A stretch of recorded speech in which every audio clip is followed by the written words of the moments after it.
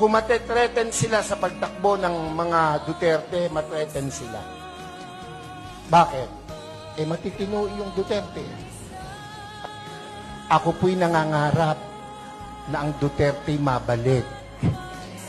Pansinin nyo, noong panahon niya na nakaupo, mga politiko'y takot na gumawa ng mali.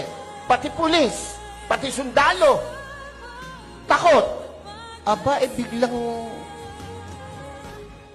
anong nangyari? Ngayon ang mga kurakot mga nakaupo.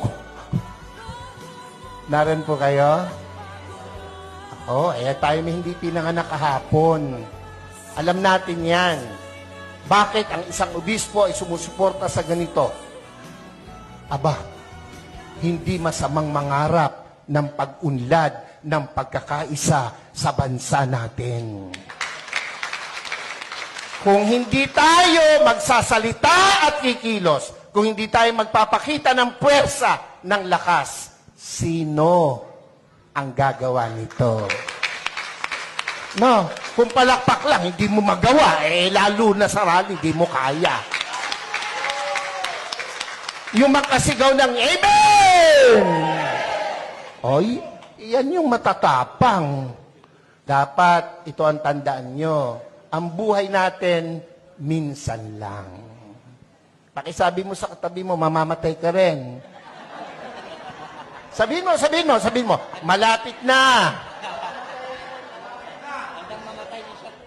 Pero, bago mamatay, napakagandang nagparinig ka, nagparamdam ka para sa bayan. Yun ang pinakamahalaga sa lahat. Amen po? Ako po, hindi takot, makulong, mabugbog, basta't iparamdam mo yung gusto mong iparamdam. Mga Bulakenyos, mga kasama kong taga-Caloocan, Zambales, Pampanga, aba, hindi masama na suportahan natin itong rallying to. Yung iba na pe-pressure ng kung sino, natural lang yon. Ang nami-pressure sa kanila, siguro nasa taas. Dahil kung nasa baba, hindi nila papansinin. Pero, aba tayong malaya, huwag tayong pa-pressure kahit kanino. Minsan lang ang buhay natin. No, sabi mo sa katabi, mamamatay ka rin. Sabi mo, mamaya lang.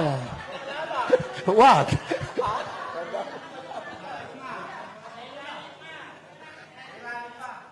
Dapat iparinig natin, iparamdam natin ang ating saloobin. We are not against the government. Never. And never will. Lalo po ako. Nakapula nga ako Naran ba kayo? Pero, kailangan nilang makita, kanilang dapat marinig, ang dapat makita at marinig. Gera?